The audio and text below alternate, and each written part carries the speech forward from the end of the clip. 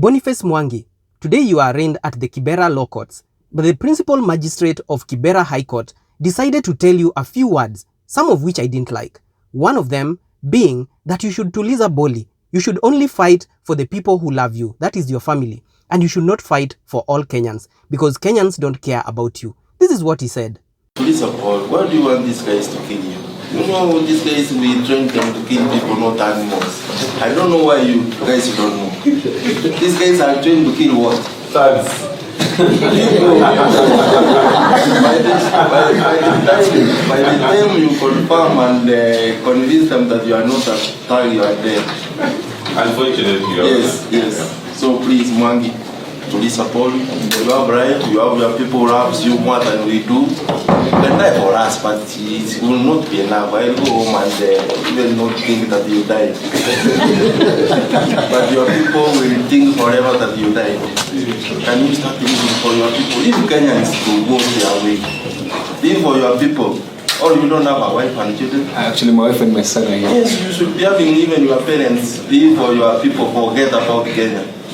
Kenya will take care of itself in a God.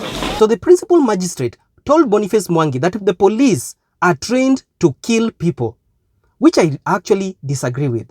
The police are trained to serve and to protect. And if whatever they write on their emblem is wrong, they should remove it and say, we train to kill people. And it actually comes from a court.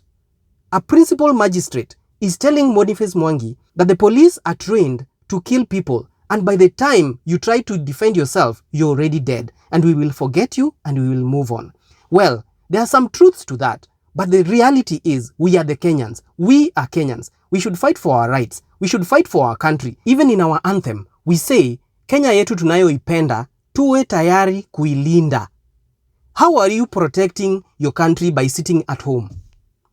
How are you protecting your country by assuming what is going on in the government?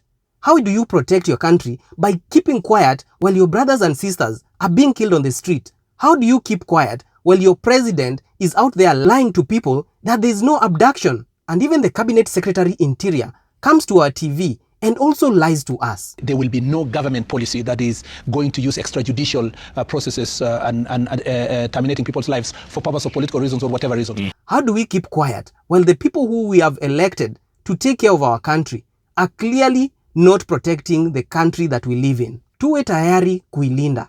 Kenya yetu tunayoipenda. How do we defend it and we don't rise up to defend our own country? That's the question I have. The principal magistrate of Kibera High Court, you have let us down. You are the one who should speak up and say the police are supposed to serve and protect, not to bring fear to the people who are at the forefront of defending Kenyans. Kenyans who cannot rise up. There are people who cannot actually go to the streets.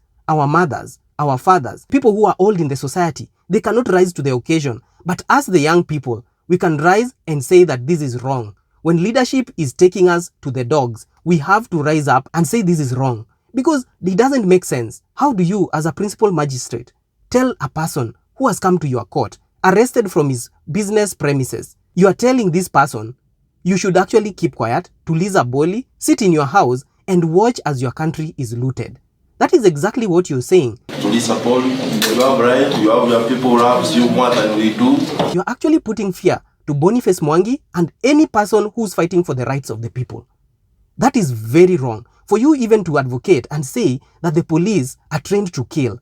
No, the police are trained to serve and to protect. You're supposed to protect us Kenyans. And when you say that Kenya will take care of itself, how will Kenya take care of itself and we are Kenyans? Live for your people, forget about Kenya.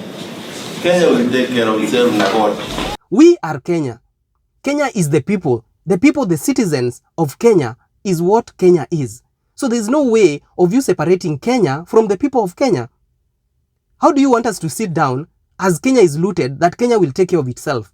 It doesn't even make sense. First of all, if this is the kind of magistrate that will actually oversee court cases of police that have killed people, police brutality, and the police who have done extrajudicial killings, then we are in trouble. Because if this principal magistrate believes that the police are supposed to kill people, that's why we train them. Kama tuwezi linda Kenya yetu, nani atatulindia Kenya yetu? Sisi ndo wa Kenya na wa Kenya ni sisi. So if you stand there and listen to this magistrate who's clearly not understanding what is going on, who is clearly creating fear in the society, saying that you should stay at home, tulia nyumbani, as Kenya will take care of itself. You are very wrong. You are very wrong.